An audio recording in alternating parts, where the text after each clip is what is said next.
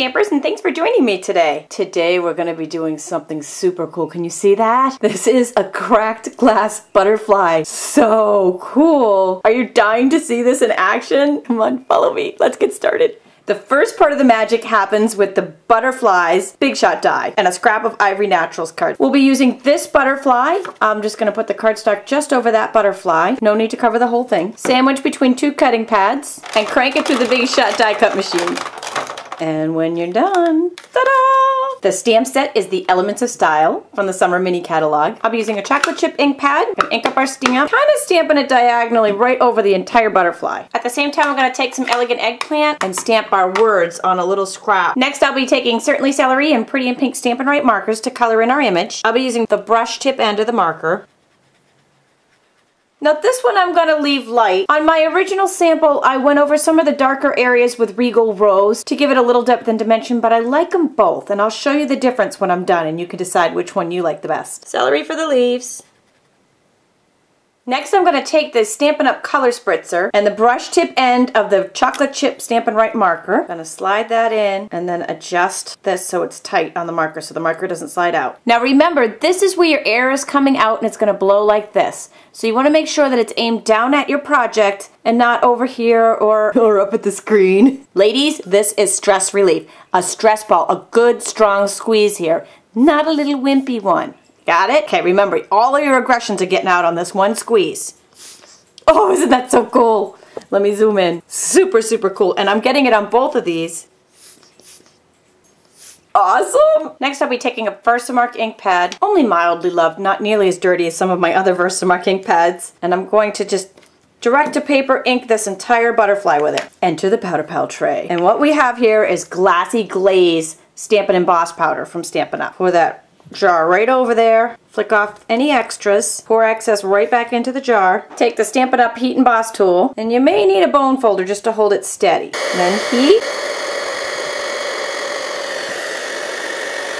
Oh my gosh, it's super cool. We're not even done yet. Okay, we're going to put that right back down. Another coat of Versamark on top. Repeat, powder pal tray and emboss powder. So now we'll have 2 coats of this.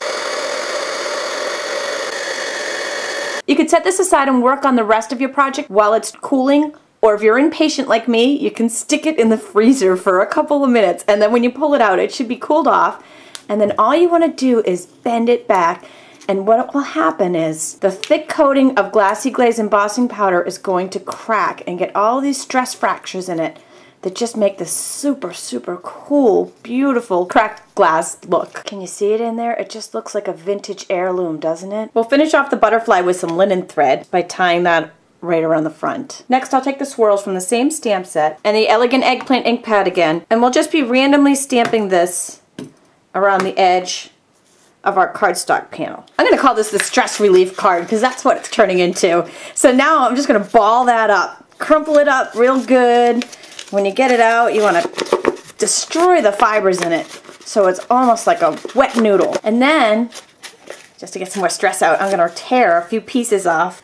A little bit, just a little bit on either side, maybe a little bit off the bottom. We'll take one of my very well loved sponges and sponge this entire thing. And I'll be layering that on an eggplant card base panel, and I'm also going to sponge the edges of the card panel. So we'll just use snail to attach these 2 pieces. Stick that down there. Isn't that awesome? It already has the vintage look. And then I'm going to pick up our word strip that we had done before and cut into this.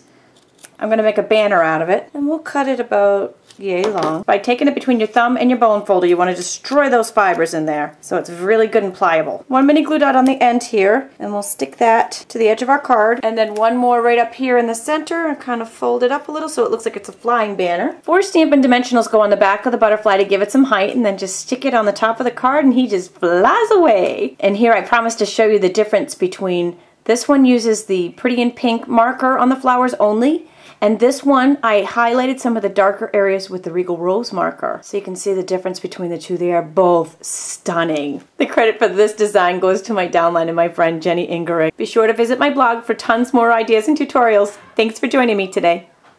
Thanks for joining me.